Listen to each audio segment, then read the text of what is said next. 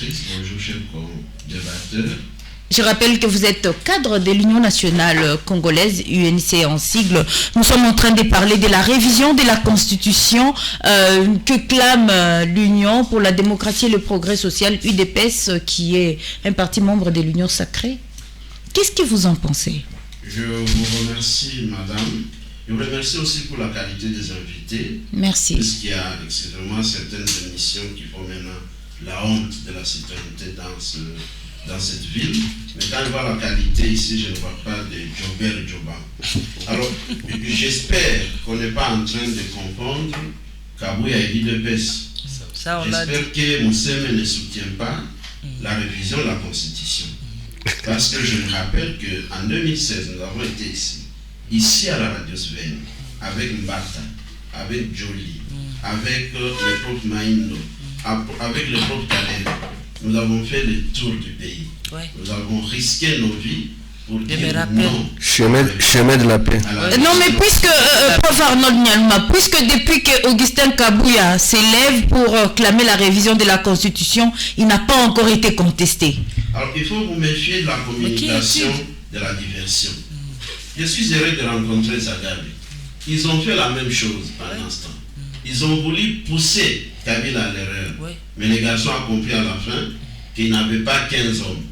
La preuve, tous ils sont à l'Union sacrée aujourd'hui. Oui, oui. Et donc, ces discours que développe Kabuya, j'aimerais qu'on les lui laisse. C'est-à-dire un politicien a mal de positionnement, chassé dans son propre parti, en tout cas à son poste, et si l'UDPS emboîte le même pas, ça serait quand même une catastrophe.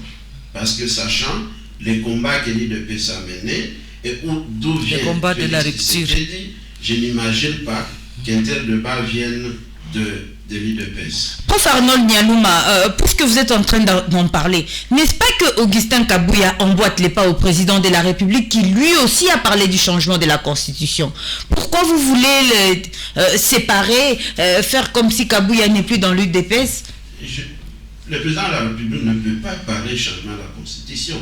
Ça signifie qu'il scie la base sur laquelle il est assis. Mais c'est puisqu'il l'a dit. Puisque s'il change la Constitution, il cesse d'être président de la République. Il a prêté serment en fonction de cette Constitution. Donc ce que je voulais dire, il faut éviter la communication de la diversion. Nous avons de problèmes sérieux dans ce pays et nous voilà en train de débattre, je veux dire, d'un rêve. Les gens viennent de mourir dans le lac Kivu, on va en parler. Oui. Les enfants ne sont pas en train d'étudier. Donc généralement, lorsque les gouvernements sont en difficulté, ils créent parfois de manière volontaire des sujets de diversion pour vous empêcher de réfléchir sur les questions sociales. Et les médias devraient être attentifs. Ensuite, j'entends dire de temps en temps, nous avons une mauvaise constitution. Moi, j'enseigne le droit public depuis 20 ans, 22 ans même. Nous devons dire qu'on ne change pas une société par décret. Nous sommes dans un pays où personne ne s'occupe de la constitution.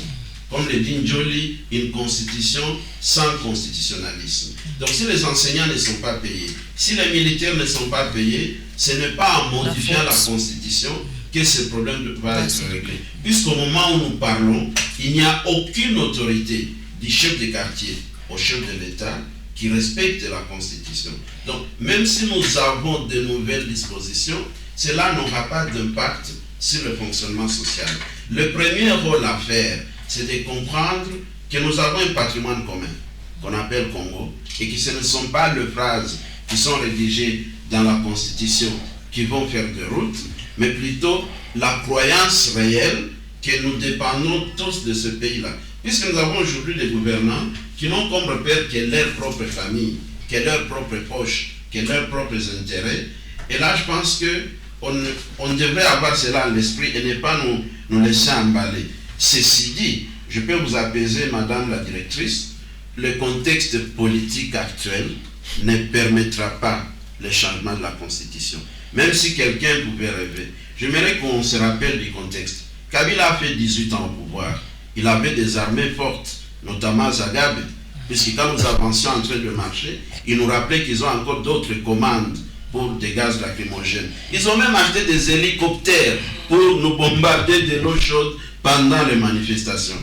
Mais pourquoi ils ont reculé? puisqu'il y a un minimum qu'on ne va pas dépasser. Ils avaient les services de sécurité, ils avaient une solidarité compacte. Laissez-moi acheter. Oui, allez-y. Aujourd'hui, si nous disons que l'IDPS veut modifier la Constitution, c'est quel IDPS? C'est l'IDPS Bizibou, c'est l'IDPS Kabouya ou l'autre qui est en prison? Oui, donc, déjà à l'intérieur même de l'IDPS, il est impossible. Celui qui est en prison n'est plus membre de l'UDPS, il a créé son propre parti. Déjà à l'intérieur de l'UDPS, il est impossible d'avoir un consensus, et puis nous sommes de l'Union sacrée. Est-ce que tous ces partis-là qui tournent autour de l'UDPS ont besoin de vieillir sans accéder également à la magistrature suprême?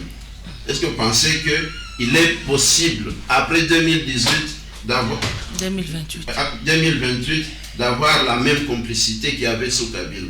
Et donc, dans ces contextes-là, on peut être sûr la Constitution n'est pas révisable. Après, il faut quand même garder l'attention, mais je n'aimerais pas que l'on puisse nous détourner des questions importantes en lançant chaque fois de ce genre de questions pour nous empêcher de réfléchir. Voilà, on ne parlait plus de Kabouya, mais maintenant il est dans tous les médias, et pas seulement ici.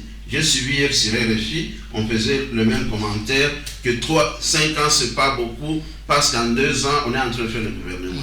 Mais c'est faux, puisqu'effectivement, le président de la République, quand il a prêté serment, il a l'entièreté de son pouvoir.